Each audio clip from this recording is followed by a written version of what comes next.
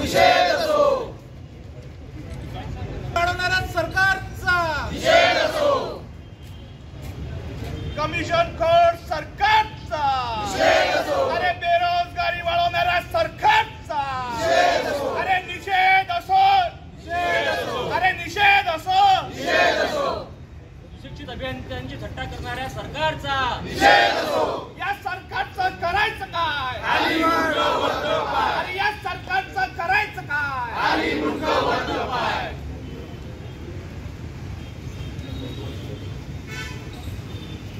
शिक्षित अभियंत्यांची थट्टा करणाऱ्या सरकारचा निषेध असो, निषेध असो, निषेध असो,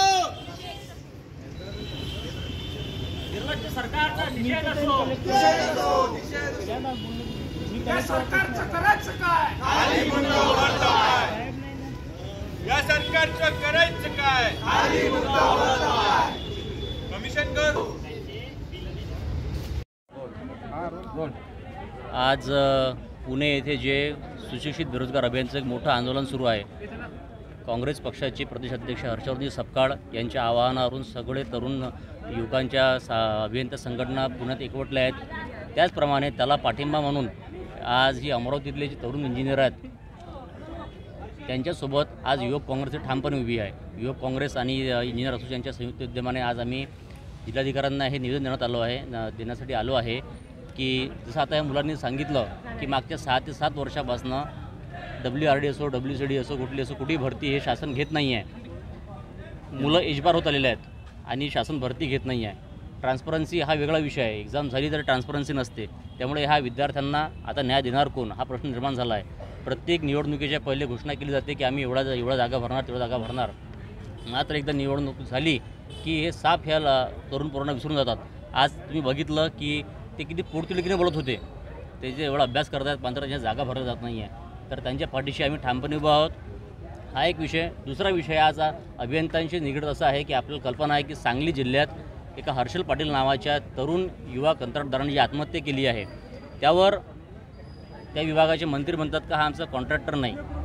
तर मला असं म्हणायचं आहे की तुम्ही एकीकडे जो क्लबिंगचा नवीन धंदा आणलेला आहे या राज्यात की काही निवडक ठेकेदारांना फायदा व्हायसाठी मोठमोठी कामे क्लबिंग करायची जे करून लहान ठेकेदारांनी ते काम भरलं नाही पाहिजे. मग लहान ठेकेदारांनी त्यांच्याकडून सब कॉन्ट्रॅक्टमध्ये काम घ्यायचं आणि पैशाला मुकायचं.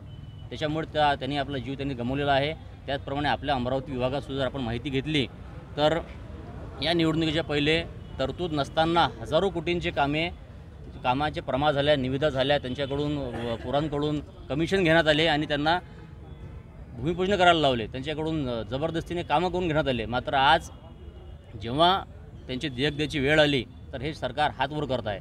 आता त्या मुलांनी कुठे त्यांनीसुद्धा हर्षल पाटलासारखी आत्महत्या करायची का याचं उत्तर शासनाने दिलं पाहिजे. तर हे जे युवा कंत्राटदार आहेत आणि जे सुशिक्षित बेरोजगार अभियंते आहे यांच्या पाठीशी युवक काँग्रेस ठामपणे उभी आहे.